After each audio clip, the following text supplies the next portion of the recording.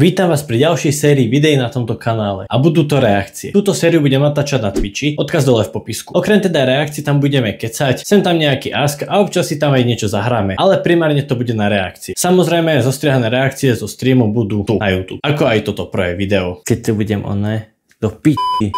Takže vítam vás úplne pri prvých reakciách na mojom kanáli. Budú tieto videá tuto na YouTube, ale budem ich točiť na streame, na Twitchi. Odkaz dole v popisku. Dnes sa teda pozrieme na prvé video po reštarte tohto kanála, na ktorom teda natáčam zaujímavosti a fakty a teda potom už aj reakcie Spider-Man. Vítajte pri prvom videu, kde sa venujem filmovým, ale aj iným zaujímavostiam, keďže na TikToku mám rozbehnutú challenge. Deň 44, točím každý deň jeden zaujímavý fakt, dovtedy kým to so mnou nenatočí steak. 44. fakt. Modrá veľryba môže merať až 30 metrov a môže vážiť viac ako 180 tón. Ich jazyk môže vážiť rovnako ako priemerný slon. Ďakujem za fakt. Tak som sa rozhodol to natáčať. Je to založené hlavne kvôli teda TikToku, kde teda útočím na stejka, snaď to vyjde. To bol 44. deň, momentálne mám nejaký 160. sa mi zdá. Bude to zaujímavé. Je to hnusne zostrihané, nie je tam žiadne taký ten efekt. OK, tak poďme teda ďalej, takže pokračujeme. Ich jazyk môže vážiť rovnako ako priemerný slon.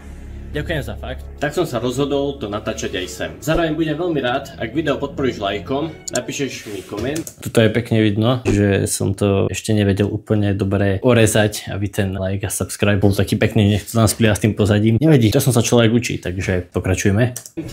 O čom by malo byť ďalšie video a dáš mi odber. Aj túto like a odber. Pozor, video môže obsahovať spoilery.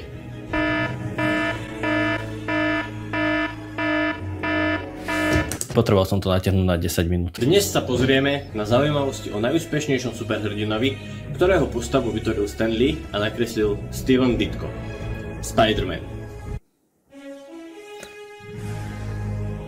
V tomto intre zistíte, že som to fakt chcel natiahnuť na 10 minút. Myslím, že sa to aj podarilo. 10.02.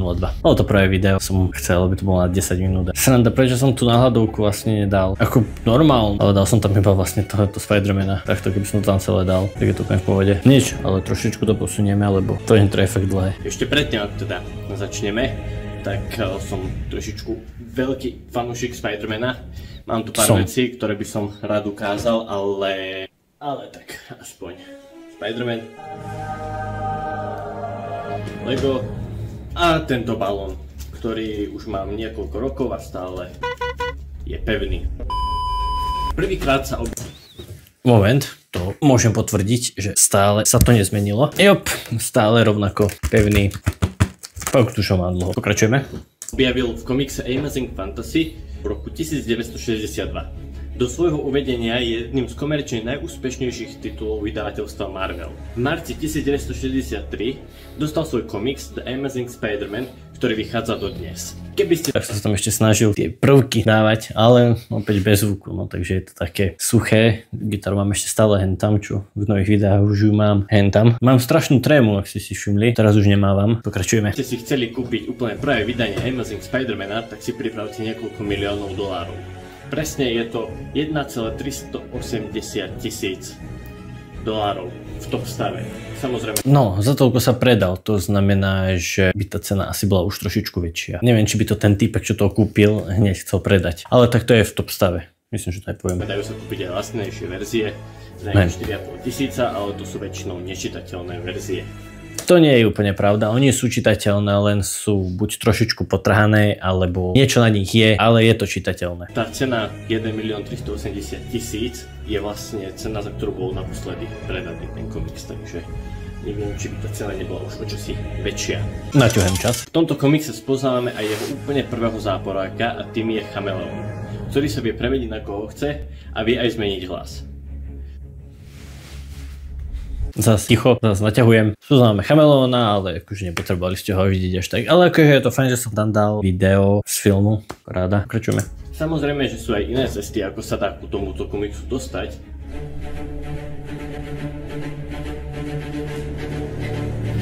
takže ho odporúčam. Ten komiks je originále po anglicky za takú cenu v Česku a na Slovensku, ale skoro väčšinou po česky sú tieto komiksy za fakt pár drobný. Áno, je to trošku viac, keď je to prvé vydanie, lebo neviem, či zrovna bolo preložené úplne prvé vydanie. Asi nie, ale sú samozrejme aj reedície, ktoré sú čitateľné, takže treba sa pozrieť a isto nájdete niečo, čo vás bude zaujímať prečítať. A mimochodom, prvý komiks, kde sa Spider-Man objavil, sa predal za 3,6 milióna $. No to nemám čo povedať, je to proste pravda. Krem komiksov sa Spider-Man objavil aj v seriáloch, filmoch a hrách.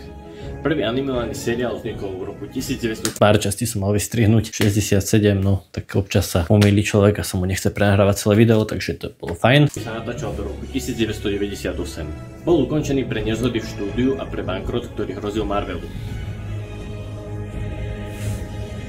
Zas som naťahoval čas. Nevadí, kľudne si to video ešte pozrieť a popriskepujte ho. Je zaujímavé, že som mal tento formát, že som to dával cez videá, raz to väčšinou dávam cez obrázky. Kto nevidel nového Deadpoola, tak utekajte isto pozrieť. Je to celkom zaujímavé spravené, naučil som sa nejaké nové veci, takže opäť by to malo byť o niečo lepšie ako tie predchádzajúce videá a vlastne každým videom sa snažím zlepšovať a zlepšovať. Poďme ďalej. V 70. rokoch sa vyskytlo niekoľko pokusov sfilmovať Spider-Man príbehy, ale neboli komerčne úspešné, najmä pre nízku kvalitu hereckého umenia, predstaviteľov a nízky rozpočet.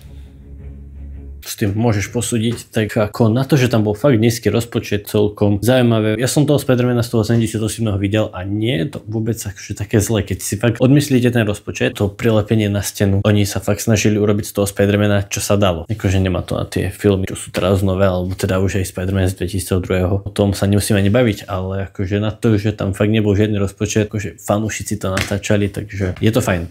Za najúspešnejšie Spider-Man filmy sa považujú Raimiho trilógia, kde hral Spider-Man a Tobey Maguire. Fun fact, Spider-Mana mal hrať Leonardo DiCaprio. To je pravda, ale aj úplne nie. On ho nemal hrať, dostal ponuku, že ho môže zahrať, ale nemal ho hrať. Normálne bol konkurs. Buď ho nevybrali, alebo mal strašne veľké nároky. Tam bolo viacero ľudí, ktorí by ho chceli hrať. A bohvie, či ho on sám chcel hrať. Ináč takto, keď robím tie videá s videami, tak je to celkom zaujímavé, je to rýchlejšie. Rozmýšľam, že v ďalšom videu budú aj nejaké videá. Ťažko povedať. Ale aj séria Amazing Spider-Man, kde bol Spider-Manom herec Andrew Garfield. A zatiaľ to začalo dostávať úspech až po novom Spider-Manovi, kde sa vlastne objavili všetci traja, že Amazing Spider-Man to bol celkom hate. Ale hej, je to jeden z tých komerčne úspešnejších. Zatiaľ trilógia s Tomom Hollandom, kde si v poslednom dieli zahrali aj Tobey Maguire a Andrew Garfield ako ďalší Spider-Mani. Prvá hra Spider-Man vyšla v roku 1982 na Atari 2600. Združujem. A pre porovnanie, tak to je za Spider-Man 2 z roku 2023. No, pozor, spoiler.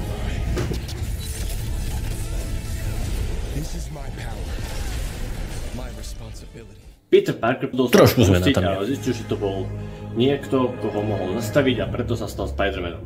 Tento príbeh je všetkým ľuďom známy, ale vedel si, že Peter Parker nie je. Mohol som to trošku natiahnuť, tým pádom by som si natiahol aj ten čas a bolo by toho čosi lepšie. Ale akože s týmto videom som celkovo spokojný. Pravím, snažím sa každým videom zlepšovať, takže toto bolo fakt také prvé, úplne také prvé, čo som sa fakt na ňom snažil. Nebudem rátať moje úplne prvé video kartičkové, ktoré je tiež na tom kanáli a myslím, že som tam aj nechal. Ale toto bolo fakt video, na ktorom som sa fakt snažil. Tiež tam boli samozrejme veci, ktoré som sa časom doučil. Minimálne akože som fakt hrdý na tú hudbu, čo je v pozadí, že nie je to ani moc vlastno, je počuť mňa. Je to Spider-Man hudba. Jediný Spider-Man, ale sú rôzne alternatívne verzie. Medzi najznámejšie patrí Miles Morales, afroamerický superhrdina, ktorý sa vie zneviditeľniť alebo používať aj elektrošoky.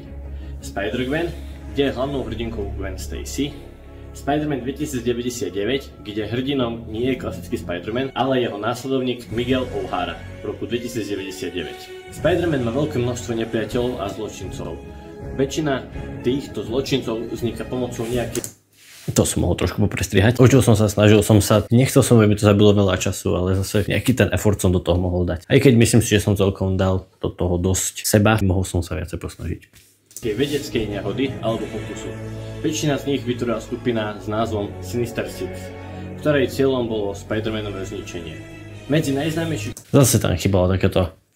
Je fajn, že som to tam zase ponaťahoval, dal preč, ale tiež som tie nádychy mohol dať preč, ale tak Sinister Six, o tom som mohol trošičku viacej tam povedať, sám som zase tiež vlastne mohol natiahnuť čas. Spider-Manových nepriateľov patria Green Goblin,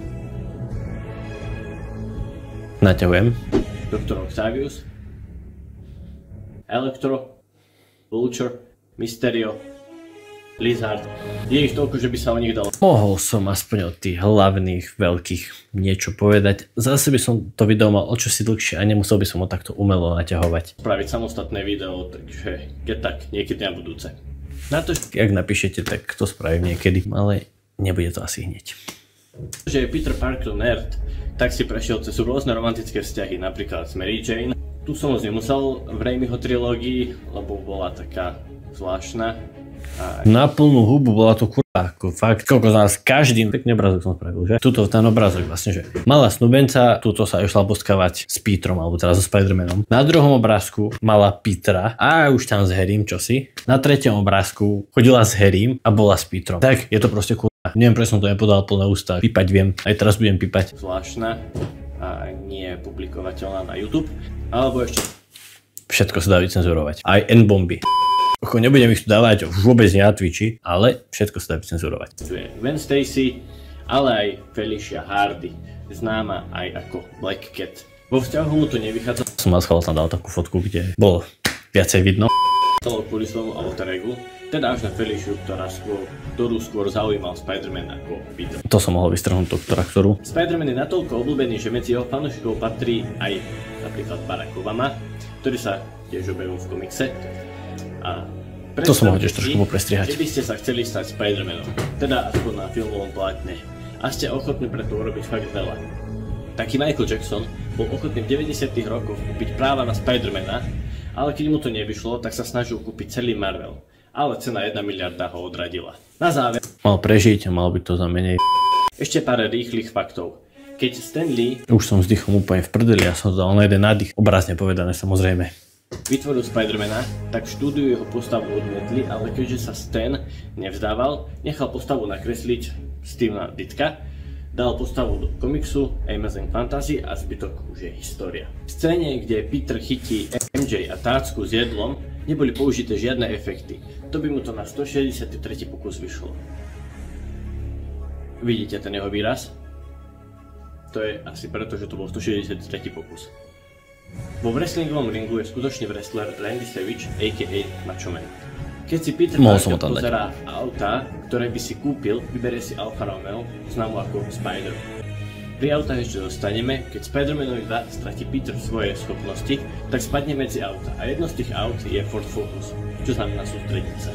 Počas natáčania Amazing Spider-Man sú to fakt akože rýchlo fakty. Tieto rýchlo fakty sa snažím dávať bez nejakých opisovačiek, iba proste fakt. Tam som mohol toho Randyho ukázať, Randyho Savagea, tie auta som mohol tam dať tak lepšie. Andrew Garfield a Emma Stone spolu začali chodiť aj v skutočnosti. Niečo podobné sa stalo aj Tomovi Hollandovi a Zendaya. Myslím, že oni začali chodiť spolu až neskôr. Spider-Manovi nevystupuje Mary Jane a je to tak prvý Spider-Man bez nej. Chvála Bohu. Garfield cvičil jogu a pilates, aby bol pružnejší. Tom Holland je najmladší filmový Spider-Man, ale aj tak bol o 2 roky starší ako jeho postava. Pravda. Keďže Tom Holland nevie udržať tajomstvo, tak štúdio kvôli nemu začalo robiť scenáre iba čisto s jeho replikami.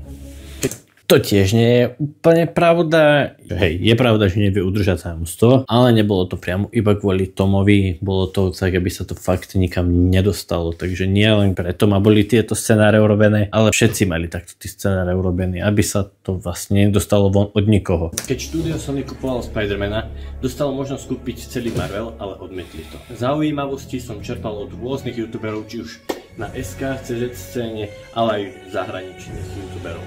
Plus, čo som našiel na internete, či už na Wikipédii, alebo na rôznych iných platformách. Takže keď mi napíšete, že niekoho kopírujem, tak nie, som... Nechápem, čo sa tak obhajujem. 9.23 dokonca, hej? Tak, to by bolo všetko. Ďakujem za pozornosť. Ak sa ti video páčilo, môžeš mi dať like, napísať koment a dať odber. Pol minúty som nechal len na záver, len aby som proste fakt dosiahol tých 10 minút. Celkom som sa zhodil. Myslím si, že na prvé video, ktoré som fakt takto robil, tak to bolo celkom fajn. To musíte uznať všetci. Boli tam chyby, ktoré by som teraz už neurobil. Napríklad zbytočne by som to nenaťahoval. Áno, sa potom ukáže na tých zliadnutiach. Nemohol som to brať pri prvom videu, veď to má koľko, 150 zliadnutí či koľko. Pri iných počtoch, aby ste tam už vlastne mohli dávať aj reklamy a aby som hlavne ja z tých reklam, čo si mal, tak to ja som z toho nemal nič. Takže je úplne jedno, či robím 5 minútové video alebo 20 minútové video. Áno, je väčšia šanca, že ťa YouTube bude zdieľať, keď máš dlhšie video. Pri tomto počte zliadnutí a odberateľov, čo tam mám, krásnych 48, tak akože je to podľa mňa zbytočné. Mohol som to trošičku viacej poprestrihať, ale ináč ako celkovo som s tým spokojný. Hej, jedine teda čo, tak tá náhľadovka, no je taká, povedzme, že proti tomu Deadpoolovi, ktorá sa myslím, že sa mi fakt podarila, som mohol napísať že fakt tie zaujímavosti alebo čo si také. S Deadpoolom som spokojný, aj s videom, aj s všetkým viac menej zatiaľ. Na budúci si môžeme zase rozobrať, podobne už na tom streame Vraskavca, moje druhé video, ktoré bolo zaujímavé, ale vedel som, že to nebude nejaký výstrel. Čo sa týka Spidermana, na to, že to bolo fakt prvé video, do tých 500 zliadnutí som dúfal, že to bude mať. Sú tam chyby a snažím sa tieto chyby dať preč. Asi takto by som to uzavrel dnes. Vidíme sa pri ďalších faktoch alebo na streame. Majte sa.